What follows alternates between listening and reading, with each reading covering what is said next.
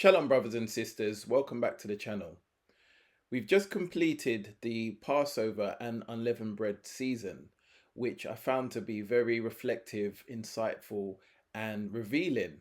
And I hope you had a great season with yourself and with your families. And as I was reflecting during the course of this season, it came to my remembrance that we should have signs and wonders following the Most High's work. Whenever the Most High is involved with something, there should always be signs and wonders. And it's always been the case from the beginning of time that the Most High uses signs and wonders to confirm that He is in the midst of something. Now, if we go back to the first Exodus when Moshe was sent to free the children of Yasharal, the Most High used signs and wonders to confirm that Moshe indeed was his chosen prophet. And we know throughout the course of events that those signs and wonders that the Most High used was something that the others could not replicate. Even when they tried at the beginning to replicate certain signs and wonders, you saw that the Most High signs and wonders trumped their magicians and their things that they were doing. And so the Most High has always operated through his prophets, his people, with signs and wonders. And whenever his work is at hand, one of the way that is confirmed with signs and wonders. And this is something I was considering during the course of the Passover and unleavened bread season. It then so happened that a beloved on the channel asked for me to compile a list of signs and wonders when it comes to the Most High's calendar, because I had previously mentioned one or two signs that I saw that were giving me confirmation to say that the calendar is correct. And since then, there's been some more signs, some of which I've posted on community posts and put on comments on the pinned comment section. And this beloved was asking me, could I put them all together on one video? And so that's what I'm going to do today. And so the calendar of the Most High should also confirm signs and wonders that the Most High is speaking to his people, giving us the encouragement to know that these things are so.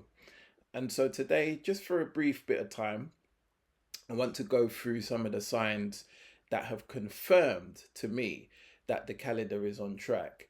And I know by the virtue of how the Most High operates that there is nothing that is a coincidence. Nothing is left down to chance. Our Elohim is an Elohim of miracles, an Elohim of order. And so when he gives signs, they are given so that we can understand the things that the Most High is saying to us. Now, some people will put signs down to a coincidence or just a freak of nature.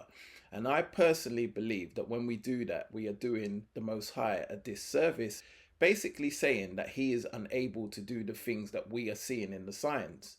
I rather give the credit to the Most High and say he is able to do anything and use anything to confirm the signs that he is giving us. And so this brief teaching is going to go through some of these signs, some things that have already been mentioned, but some new things that have been discovered. And at the end of it, we're going to have a bit of homework to do collectively that hopefully at some point we will get the revelation to that homework, which I will speak about towards the end of the video. So we're going to have a look at some of these signs. And as I say, some of them we've already captured in various places, but there are definitely some new interesting additions. And so this video is combining them all and is mainly to give you confidence in the tool that the Most High has sent to us. It's to give you confidence and belief that his signature, his handiwork is all over this. His imprint is all over this thing, this piece of work. And so we can be confident that the Most High is using it to speak to us so that we can follow along as time goes on, as the months go past, as the weeks go past. We can follow along with confidence, knowing that the Most High is in the midst of this. So let's get into this teaching where we can see some of these signs and wonders be confirmed. Now, as I say, signs and wonders are something that should always follow the Most High's people, the Most High's work, the Most High's doing, all throughout the scriptures. And the calendar is no different. If the calendar has been restored through the Most High's grace, then that calendar should also confirm signs and wonders. And as I say, we can't put them down to coincidences, because if we do that, we are saying the Most High is unable to confirm the signs we are seeing, and therefore we're pointing it down to luck or chance or random. And that is not how the Most High works. He's very deliberate in everything he does. So let's have a look through some of the signs that our calendar is revealing to show us that we are on track, that the calendar is correct according to the Most High's standards and the Most High's reconciliation of things that he has allowed us to restore in this Gregorian year 2025. So let's look at some of these signs and wonders from the Most High.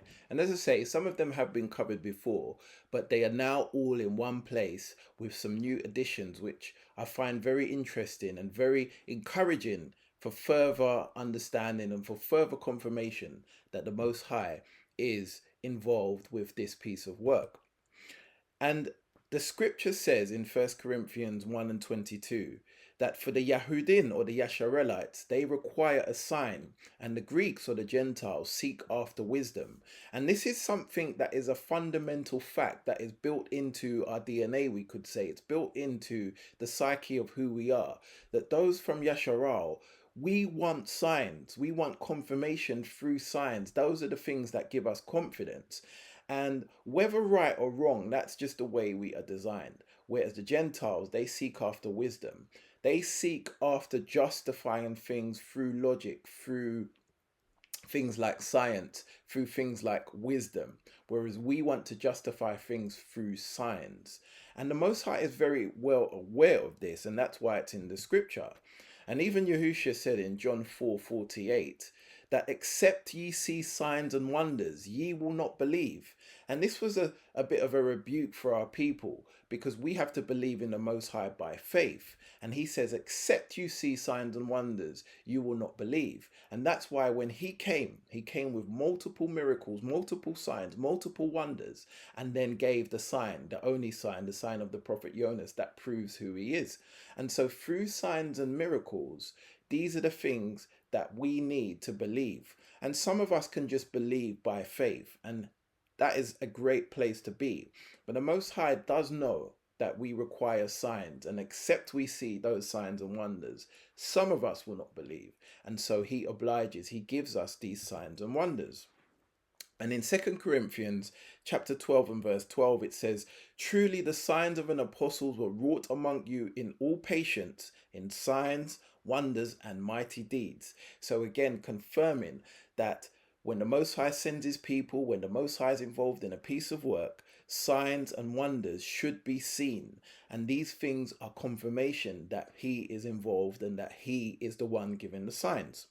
So, bearing all of these things in mind, let's have another look at some of the things that we have noticed so far that confirm to us that this calendar that we're looking at is in line with the Most High's principle. He has set it up, and he is the one that is revealing the things to us, using some of the signs that we know very well, talking about the Gregorian calendar or the Gregorian date system, because we all know how that works because we were born into it, as I've said.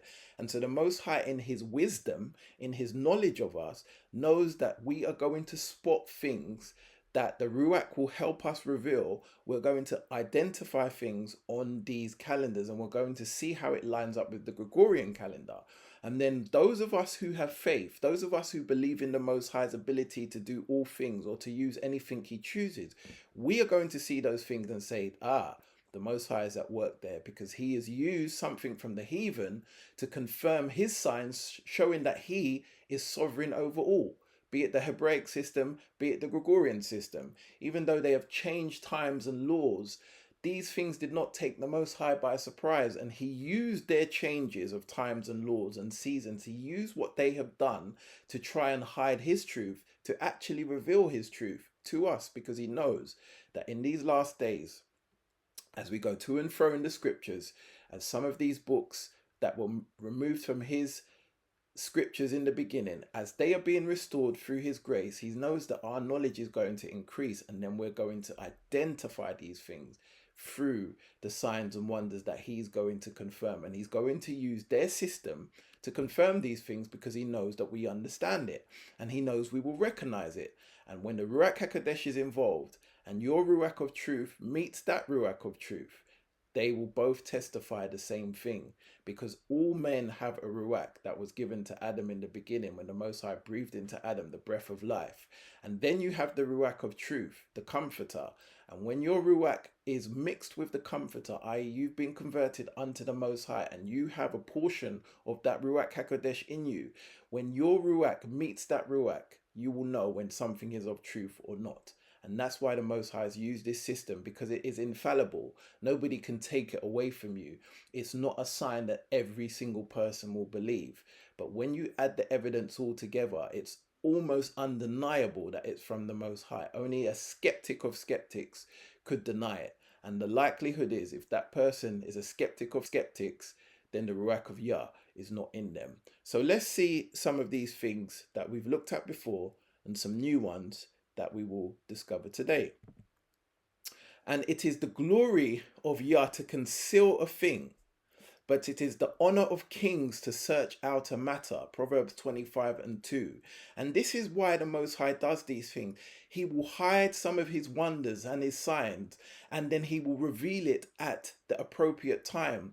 After somebody, as it says, the honor of kings to search it out, after somebody has searched out this matter, the Most High will then allow you to understand it through his Ruach HaKodesh. And ultimately, what that does is it gives him more glory. When you, as an individual, are trying to understand something, or you're looking for signs or wonders, or you may not even be looking, you may just be curious, observing something, and the Most High shows you something that is hidden in the scripture or hidden in his calendar.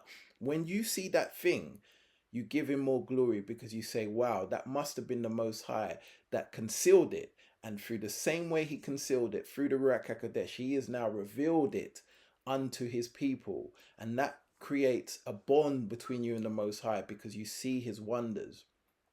There is a scripture, I believe it's in Yochanan 21, towards the end of the book, where Yochanan, the narrator, says that some of these things were written so that you would believe. I'm just paraphrasing. He said, but if all the things that Yahusha and the Most High did were written in this book, he says that the whole world would not have enough room to contain those things. And I take that thing very literally. I believe there are so many things that the Most High and his Son have done that we are not even aware of. And if he was to reveal every single thing that he has done, many of them which are behind the scenes, I believe Yochanan's word would come to pass, that the whole world will not have enough room to contain the things that the Most High has done, because they are multiple on different levels, so many that we just couldn't comprehend. And so he puts a group of things into his book, into his scriptures, so we could believe, because that should be enough for us. But if he was to reveal everything, we would not be able to deal with it. And I believe it's the same thing with his calendar. I believe he's put enough signs there for us to understand. And it is to his glory that he can hide a thing. And it is to our honor that we can seek it out and find it out and have it revealed to us, and then go back to giving him the glory for the wonders that he has done. So let's have a look at some of these things, these signs and wonders that have been used in the Most High scripture. Now, we've seen this one already in Deuteronomy 16:16, 3 times in a year shall all thy males appear before Yahweh Elohim in the place which he shall choose, in the feast of unleavened bread, and in the feast of weeks, and in the feast of tabernacles, and they shall not appear before Yah empty. And so here we know that these feasts all start on the 15th day of the various months, because that is a sign within itself. He's speaking of 3 separate feasts here, and he's speaking of the Feast of Unleavened Bread, which we know starts on the 15th day of the first biblical month. And of course, Passover, which is part of that season, is the feast that starts the day before on the 14th day of the first biblical month. But as I always say, Passover and unleavened bread are interchangeable. They piggyback one off another. And so the whole feast of unleavened bread includes Passover. So that starts on the 15th day of the first biblical month. According to our calendar, after doing the count, we get the Feast of Weeks, which starts on the 15th day of the third biblical month. And then we have the 15th day of the seventh biblical month, which is the Feast of Tabernacles. So these three feasts all start in the middle of the month, first, third, and seventh, respectively. And when we look on the Gregorian calendar, we see that the Passover on the 14th day of the first biblical month, just before the Feast of Unleavened Bread, that feast fell on the 1st of April 2025. So at the beginning of the Gregorian month. And then we see that the third month and the 15th day in the biblical month, the Feast of Weeks, starts on the 1st of June 2025. And then we see on the 15th day of the seventh biblical month, the Feast of Tabernacles, that also falls on the start of a new Gregorian month, October 25. So you've got the 1st of April, the 1st of June, and the 1st of October, corresponding with these three feasts that all start on those dates, which in itself shows us a sign, because the Most High knows we're going to recognize it. We're going to see these things. When the Ruach reveals it, we're going to see that these feasts start on these various days. And bear in mind, these signs can only work if you have the same start date as this calendar. If you have a different start date, they will not fall on the beginning of the various Gregorian months, and so they won't be a sign. And so one of the signs the Most High is using to confirm his calendar is he is using the Gregorian dates that we will pay attention to, because we know them like the back of our hand, and we will see that these dates is not a coincidence that the feasts are starting on the first of those Gregorian months, because he is able to do these things through his wisdom, his understanding, and his foreseeing of future things. And if we looked at this, for example, next year, these feast dates will not fall on those Gregorian dates, because the Gregorian dates will probably be changed by one day. But this particular year, they have all fallen on these dates. And so the Most High is confirming to us that now you are on track. This year, you have the calendar correct because of these signs I'm going to give you.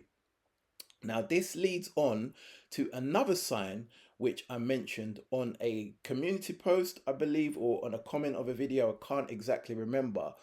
But this is a great sign also that I believe, where according to the book of Enoch and the book of Jubilees, the days in the biblical months count should be 30 days, 30 days, and 31 days, and then repeat. So month 1 should have 30 days, month 2 should have 30 days, month 3 should have 31 days.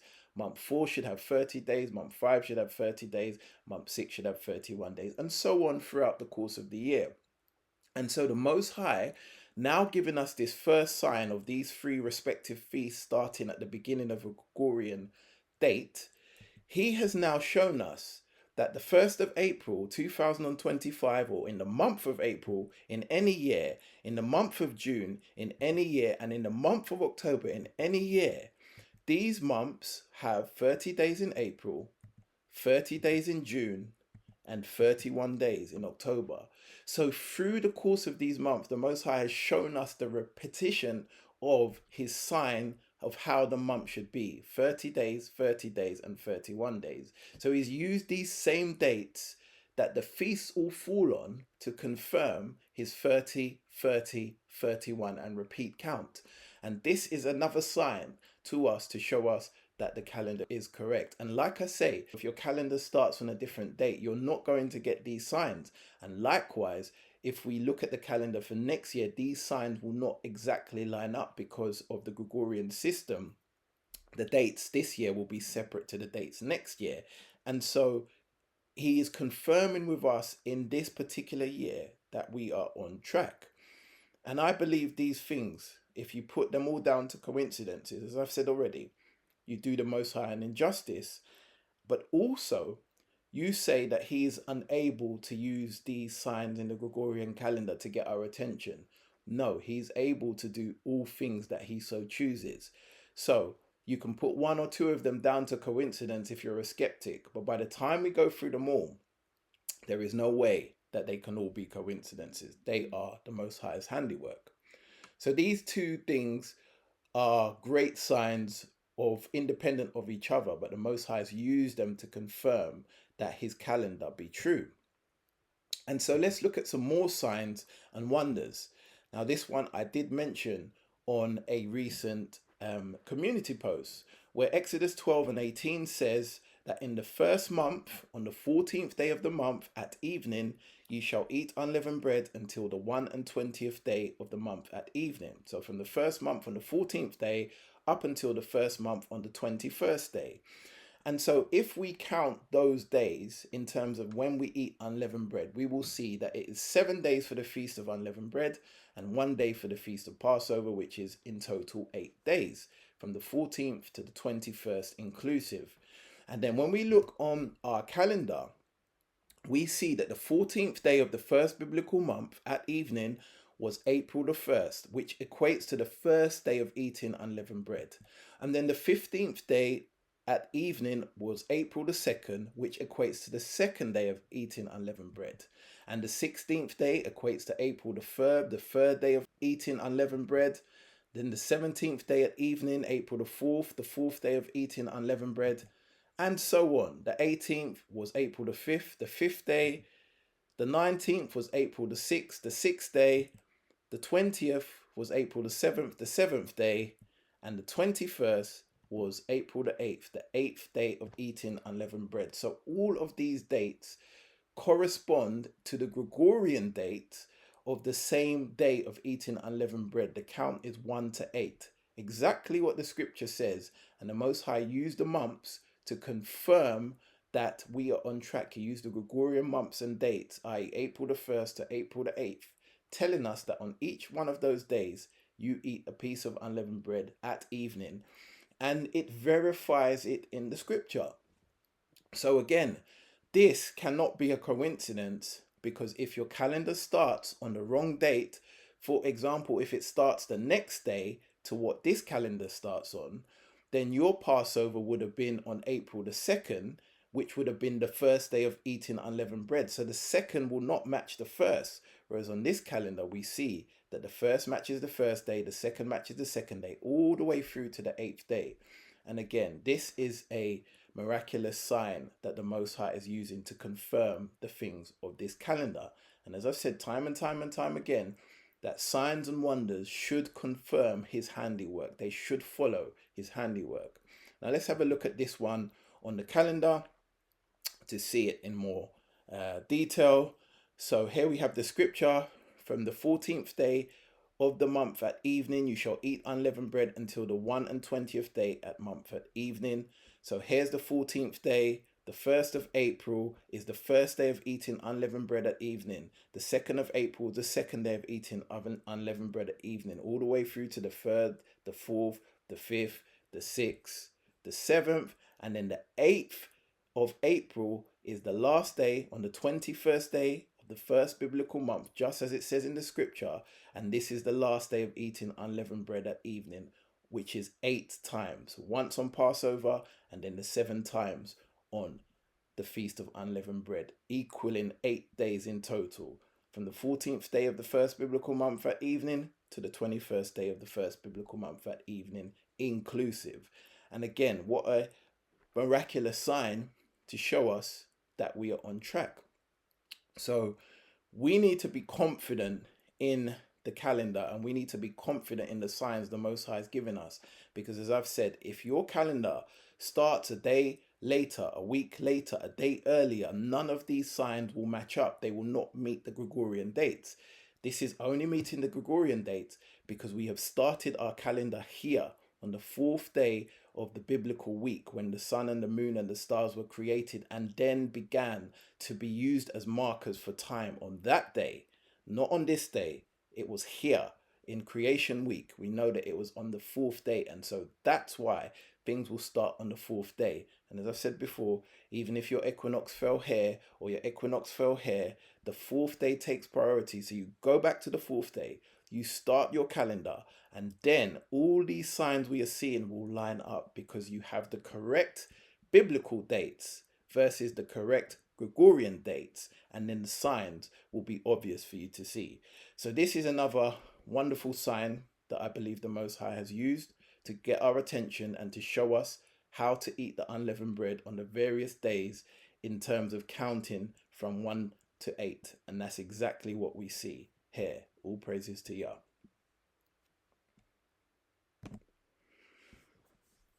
So, more signs and wonders. Now, the Most High has even used second Passover and second unleavened bread to confirm more signs and wonders. This was something that I recognized during the course of this season. Now, some people may not know that there is such a thing called second Passover and second unleavened bread. So let's read about it first in the scriptures. We find it in the book of Numbers, chapter 9, starting in verse 6, where it says, "And there were certain men who were defiled by the dead body of a man that could not keep the Passover on that day, and they came before Moshe and before Aaron on that day. And those men said unto him, We are defiled by the dead body of a man, wherefore we are kept aback, that we may not offer an offering of Yah in his appointed season amongst the children of Yasharal." And then it says in verse 8, "And Moshe said to him, Stand still, and I will hear what Yah will command concerning you. And Yah spake unto Moshe, saying, Speak unto the children of Yasharal, saying, If any man of you or of your prosperity will be unclean by reason of a dead body, or in a journey afar off, yet he shall keep the Passover unto Yah." And verse 11 says, "The 14th day of the second month at evening, they shall keep it and eat it with unleavened bread and bitter herbs. They shall leave none of it until the morning, nor break any bone of it, according to the ordinances of the Passover. They shall keep it." Numbers chapter 9, verse 6 through to 12. So here is when the Passover, or the second Passover, was set up, that some people were unable to keep the first Passover because they were defiled by touching a dead body. And I think there's somewhere further on in the scriptures which says that if you're on a journey and you could not be back in time for the Passover, then the Most High made allowance for you to keep the second Passover. But it is a specific instruction, very similar to the first in terms of the ordinances, and he institutes it on the second biblical month on the 14th day. So exactly a month after the first Passover. And all the ordinances are the same in terms of the lamb not having any blemish, no bones unbroken, and also the eating of unleavened bread. And then that would then follow the unleavened bread 7-day season, because obviously Passover and unleavened bread are interlinked. So once you've done the Passover, you will then keep unleavened bread on the respective days thereafter for 7 days. And so this is a biblical and scriptural thing that the Most High did set up. And just bear in mind, Yasharal, we should not be using this as an excuse not to keep the first Passover. This is specifically in these situations when somebody's defiled by a dead body, or somebody's on an emergency journey, which I believe it talks about more in the book of Kings. So we should be keeping the Passover on the correct date in the first biblical month on the 14th day, and unleavened bread on the 15th day through to the 21st of the first biblical month. But if an emergency takes place that is biblically defined, then the Most High has made an allowance on the second month at evening. And so just as we saw on the first Passover, on the first biblical month, on the 14th day, we saw the signs, we see the exact same signs on the second Passover. Now, I haven't put the second Passover on the calendar, but we know the dates. It is the 14th day of the second biblical month. And we are going to see the exact same signs, which is the schedule for eating unleavened bread. So on the 14th day at evening would equate to May the 1st, and May the 1st would be the first day of eating unleavened bread, which would be the second Passover. Then on the 15th day at evening is May the 2nd, which is the second day of eating unleavened bread, which would be the first day of unleavened bread. So you have 1 day of eating unleavened bread on the Passover, then you have 7 days eating unleavened bread during the unleavened bread season. And so all the dates, the 16th on the 3rd of May being the third day of eating unleavened bread, the 17th on the 4th of May being the fourth day of eating unleavened bread, and so on, all the way through to the 21st day at evening, which is May the 8th, and equates to the 8th day of eating unleavened bread. The Most High has given us the same signs he gave us for the first Passover in the second Passover, so that we know we are on track. And we can see that if we look at the calendar in the second biblical month. We can see that the Passover would fall on the 14th day of the second biblical month, which equates to May the 1st. And that would be your first day of eating unleavened bread in the evening. then we can see that on the 15th day of the second biblical month, which would be the start of the second unleavened bread, if you've missed the first one, that would fall on the 2nd of May and would be the second day of eating unleavened bread in the evening. And the feast would last for, in total, 7 days of unleavened bread and 1 day of Passover.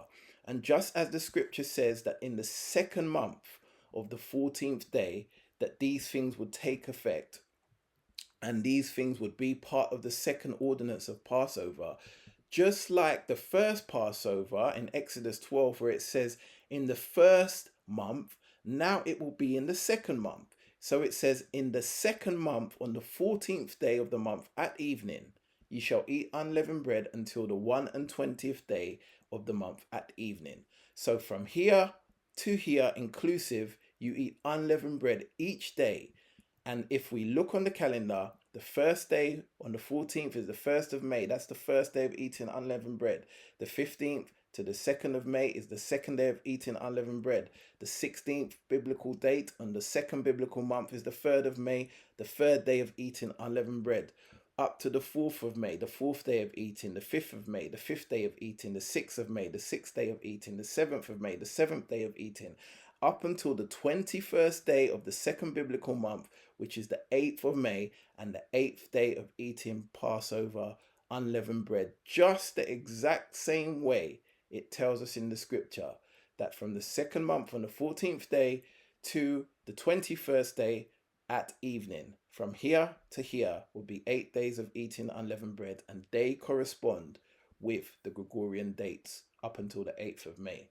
Again, a wonderful piece of biblical genius by the Most High, where he has lined up the instructions in the scriptures with the Gregorian dates. And as I say, the second Passover is not even included on the calendar in terms of me demonstrating where it is, as I've done with all the other feast days, because the second Passover is more like an emergency thing. But because it is scriptural, because it is in the scriptures, the Most High has used the signs on the calendar to confirm it. He has used the Gregorian dates, just as he did with the first Passover, which is on the calendar. And the thing I like about this is that it shows the consistency with the Most High, but it also shows his brilliance, that this could only work if the month of April had 30 days. Because if the month of April had 31 days, or the month of April had 29 days, then the 1st of May would not have fallen on the 14th day of the second biblical month. It would have been the 2nd of May, or even the 30th of April. So he has used the Gregorian signs to match up the signs that he is confirming, so that we know we are on track. And like I said before, if your calendar started on a different date to this, none of these signs would match up. All you have to do is take any calendar that you find. If it doesn't start on the same date as this calendar, see if any of these signs will line up. They won't. They won't have any signs or wonders following them, because the Most High is not using those tools. He is using this restored calendar, and he's showing the signs to confirm it. So please don't take these signs as coincidences, because that's doing the Most High a disservice. If you take one or two of them as a coincidence, you cannot take all of them as a coincidence. It's absolutely not possible. They all must be part of the design that the Most High has done, and he's using the Ruach to help us to restore and to reveal these truths as we go on. So this was another sign that the Ruach revealed to me, which, as I say, was really remarkable, because the second Passover is not even something we've listed on the calendar. Yet the Most High, through his scriptures and through the Gregorian dates, has confirmed that it's the same sign he gave us on the first Passover, and only by his brilliance can this be done. And then we come to the third biblical month on the 15th day, which we have seen by multiple witnesses in part 1 of the teaching on the restored Hebrew calendar, that this day of the Feast of Weeks, or Shavuot, or Pentecost, should fall on the 15th day of the third biblical month. And this date is in multiple scriptures, like Jubilee 15:1, like Jubilees 44:1-5, and other places in Jubilees and other places in other books. Multiple places confirm this date. And not only are they confirmed by the scriptures, which is witness in itself. They are also confirmed by the count that we did, and also confirmed by the signs within that count. And so this has already been covered, but just so it's in one place, we know that in Leviticus 23 and 15, which is the verse that instructs us how to do the count to get to this date, telling us to count from 7 Sabbaths, and after the 7 Sabbaths, number the days, and the 50th day, the day after the 7 Sabbaths, 7 times 7 is 49. On the morrow, the next day, which is the day after, which is the 50th day, it would bring us to this point. But we also know that the Most High used signs to confirm it, where it says Leviticus 23 and 15. If we split it up, we see Leviticus 2, 3, 1, 5. The 315 represents the third biblical month on the 15th day. And the 2 represents when to start the count, because we know, if we understand how things work, we know that the second time we see the first fruits being presented is the time we start the count. The first time was when Messiah was presented as the wave sheaf, which is the first of the first. And then we have the first fruits, which is the other part of the wave sheaf when they were presented the week after. This is very clear if you understand how to reconcile the scriptures in a chronological order. You see that that's what the 2 represents. Messiah is the first of the first, and then after Messiah you have the first, which is the first fruits. And so when you get to the second time you count the first fruits, as in the group harvest of first fruits, it leads us to 3 and 15, the third biblical month on the 15th day. And that is what is hidden here, that the Most High has done. And only through his Ruach can we receive and understand this. And only through having faith in his ability to do this can we see and understand it. And if we can't see that, or if we see it and put it down to some coincidence or some other fact, we are not doing our Elohim any justice at all. We are saying he is not able. Oh, he is able. Believe he is able, and he is willing. And through his Ruach, he is revealing these signs and wonders that in Leviticus 23 and 15, the verse that instructs us to get to this date, he has hidden that it is 3 and 15, the 15th day of the third biblical month, as to when that feast will start. Another wonderful piece of intricacy by the Most High. And so as we continue to go through the calendar, we see various signs and wonders. Biblical month 4, we have no feast day. We get to biblical month 5, and we have the Feast of New Wine, which is part of Shavuot, the second part of Shavuot. And when I was studying through this calendar, or just reflecting, I felt the Ruach say to me that there is a hidden sign or confirmation in every feast date on this calendar, even including some of the feast dates not listed in Leviticus 23, like what we saw in second Passover. It's not listed in Leviticus 23. And another sign, which I'll show you at the end, which is not in Leviticus 23, but there is still a sign within that sign. And so I believe the Most High has hidden a feast date sign in each feast, and it is up to us through the Ruach as time goes on to reveal them. And so even in this feast here, although Pentecost was already shown the sign in 23:15, Leviticus 3 and 15, this is still part of the Feast of Week season. So there is probably a sign here which I haven't yet seen, but it is all in the Pentecost season. So I suppose you could just take it as one sign. But knowing how the Most High, how he works, I'm sure there is a sign in this feast. And so it would be in the Feast of New Oil in the following month, the 6th biblical month. Although it's still part of the Shavuot season, which we've already seen the sign in Leviticus 23 and 15, I'm sure there probably is another sign here, which I haven't yet seen. But the Ruach spoke to me as I was going through some of these things. In fact, I wasn't even looking at the calendar, I was just thinking about it. And the Ruach spoke to me and said, there is a sign in every feast date, but you have to look very closely to find it. And since that confirmation, I found 1 or 2 other signs, some of them which I've shown in this calendar, and one of them which I even found on this very date that I'm recording this video, that the Ruach again spoke to me and said, you just have to look closely, you will see the sign. So let me show you that one in the 7th biblical month. Now, one of the signs we've already uncovered in this one, which I'll go through again. But this is the sign the Most High revealed to me literally half an hour before starting to record this video, because I couldn't find or hadn't found the sign in the Feast of Trumpets. So the Feast of Trumpets falls on the first biblical date of the 7th biblical month. And I was looking at the Gregorian date of the 17th, and I couldn't see the sign, or I wasn't sure where the sign was, but the Ruach had confirmed it. So I knew it was there. It just had to be studied hard enough.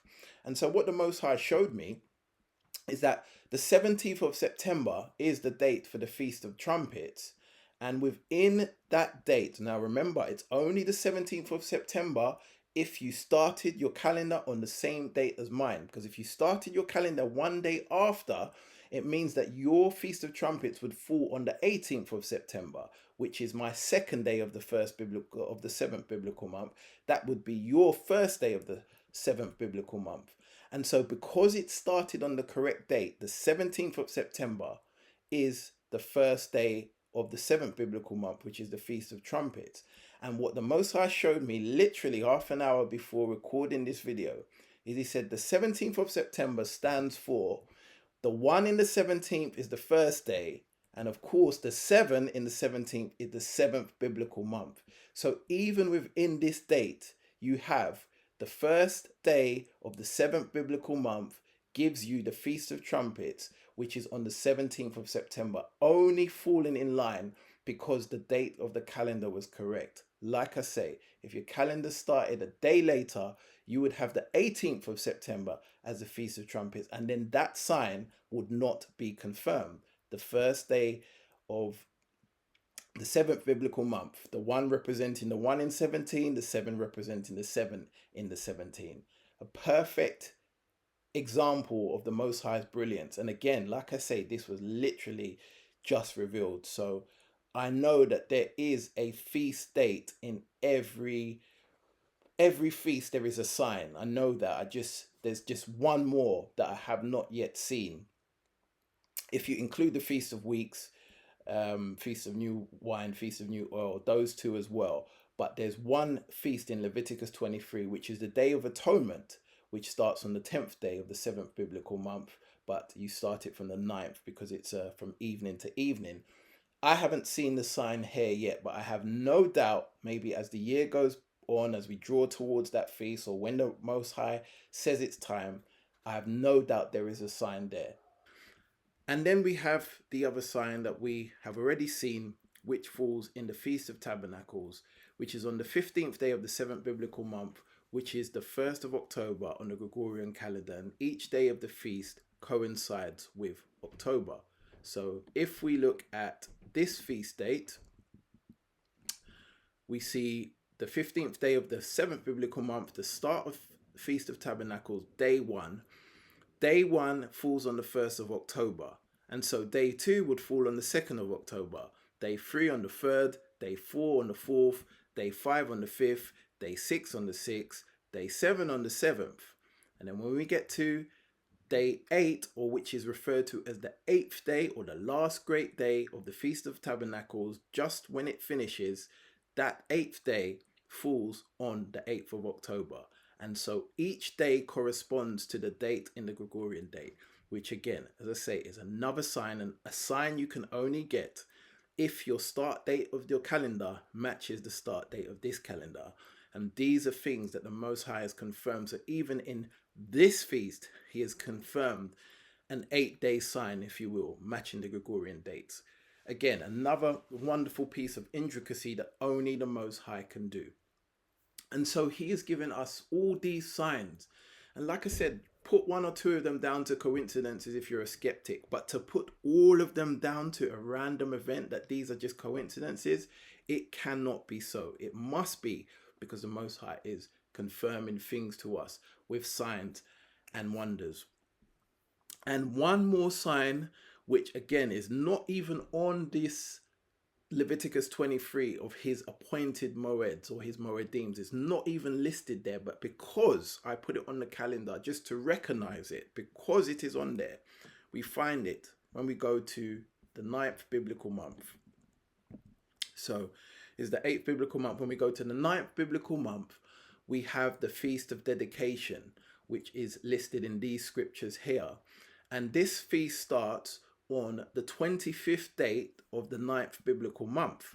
So this is an 8-day feast. The 25th day equates to the first day, which is on the 10th of December, and all the way through to the 17th of December inclusive.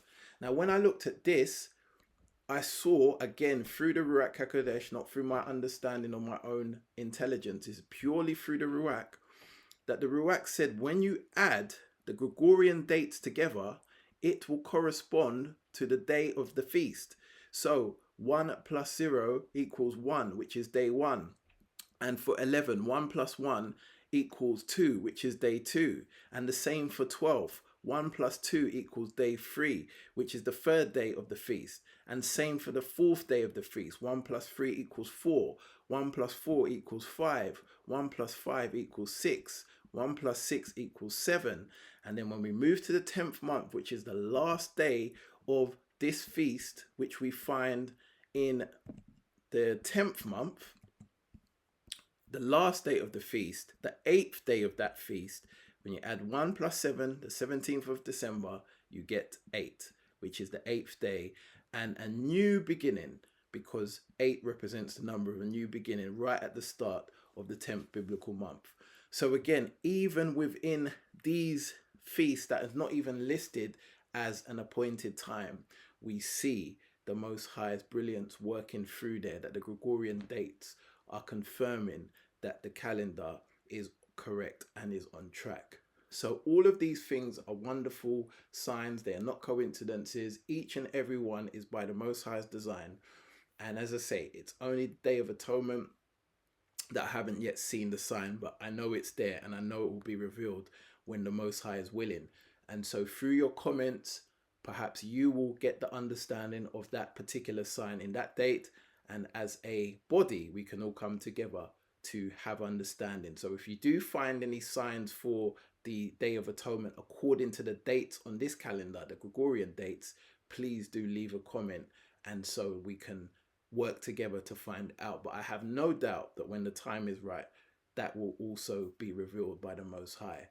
And so take all these things to him, understand what he is speaking to us on, and that he is showing us and confirming these things, and know that they cannot be coincidences, because our Elohim can do all things, and he can use anything he chooses, including a Gregorian calendar, to confirm signs and wonders to us. And it makes sense that he would do that, because he knows that's what we understand. Although we are trying to understand the Hebraic system and we're trying to come out of these things, the world still operates on it. And so because we are in the world, not of the world, but in the world, we still have to use these systems. And so he's using the same system that they have changed through times and laws. He's using that same change to put them to shame by confirming his truth within their system. How brilliant is he at all these things? So take these things to him. Keep searching them out for yourself. If you can find a Day of Atonement sign, please post that on comments. I'm sure it will come when the time is right. But all I know is the Most High is definitely working, and we have to have faith in him and believe that he is who he says he is and can do anything he so chooses. And then we will have the confirmation that we need. And remember that it is the glory of Yah to conceal a thing, and the honor of kings to search it out.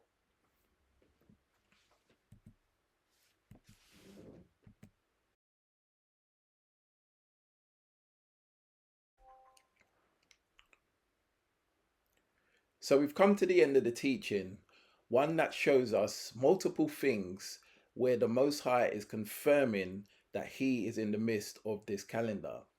And we can put maybe one or two of them down to coincidences, even though personally I wouldn't put anything down to coincidences. But let's say a skeptic person may say, oh, that's just a coincidence that it tends to fall on that date, or it's just a random event as to why that's happened. It's not because the Most High is involved. And I could give you maybe one or two of those. But to see these multiple confirmations and put them all down to that, that is definitely doing the Most High an injustice. And the probability that each and every one of these signs and wonders that we're seeing is all a coincidence is very, very, very slim. You've got more chance of winning the lottery than these things to all be coincidences. So we have to understand that the Most High is speaking to us through a system that we know, which is the Gregorian system. That's what we've all been raised on. That's what we've all been born into. And even though the Most High is restoring his system and eventually will be fully restored when we have the gathering of the people and we are in a sanctified place where the systems of this world will be no more.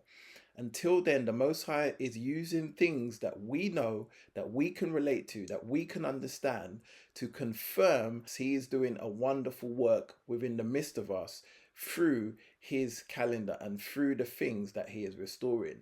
So we should be able to take these signs and have full confidence in it, knowing that our Father is at work and he is using, as his scriptures say, signs and wonders to confirm things for his people, because his people require signs. And that's the thing that he is doing. He's giving us what we need, not necessarily always what we want, but he's giving us what we need to believe in him. So, as with all things, take it to the Most High in prayer, take it to him in study, take it to him in meditation, and let him confirm in your ruach that these things be so. And as I've said time and time and time again, that when the ruach of you mixes with the ruach of the Most High, ayat, the ruach of truth, when those two things come together, your ruach will testify that this is the truth, because real recognize real. And this is something that we are going to continually see as time goes on, as we lead to a crescendo of events where our ruach is going to see things and we're going to know that this is the Most High and this is as it is. It's not down to chance or a random event. This is the Most High using signs, wonders and miracles. And I believe we're going to see many more of them throughout the course of time in the very near future as we follow the biblical calendar. So as with all things, take it to the Most High, ask him for revelation, and keep your eyes open, because the Ruach of Truth is revealing things to his people in these last days. And we are all part of the body. So we are all going to get revelation at different times. That when we add it all together, it's going to lead to the sign that the Most High is using to confirm his handiwork is at hand. So I'll leave it here to all those that are his. May the Most High bless you and keep you. May he cause his face to shine upon you and be gracious to you. May he lift his countenance upon you, and may he give you shalom.